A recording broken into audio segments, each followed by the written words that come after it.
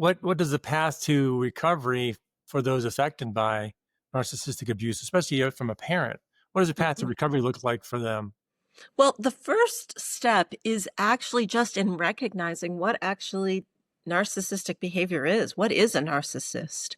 It's been interesting in the last many years as this has become more part of the public conversation that more people are coming to me having already identified that. So that is the first step. And even with people who have some idea, there's still some nuances of understanding things that when they grew up in it, they didn't realize what it was doing to them and how it was impacting their sense of self and their sense of the world. And so starting to really unpack that and put things together, realizing how choices that we've made were made for the either directly for a parent or because we didn't allow ourselves to explore other parts of who we were that weren't acceptable.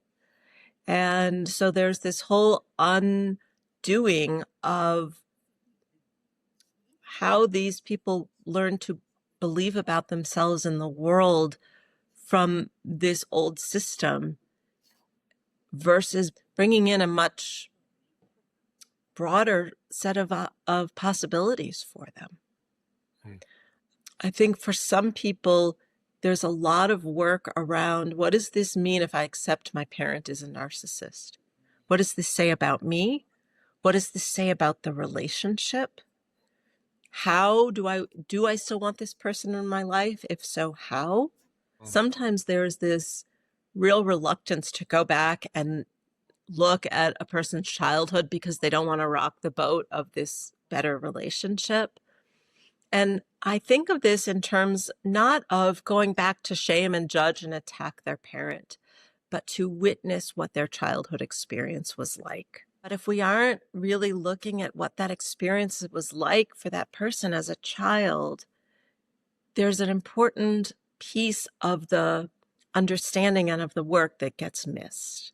Mm. And so sometimes we have to go back, again, not focusing on what the parent did, but what the child experience was like Yeah. and how that is showing up still in the here and now. I mean, I had a client come in and was so upset because their boss had asked them to redo a report. And they were certain they were 5 minutes away from being fired. That's disproportionate to the event. That's kind of an example of why it's so important to do some of that deeper childhood work.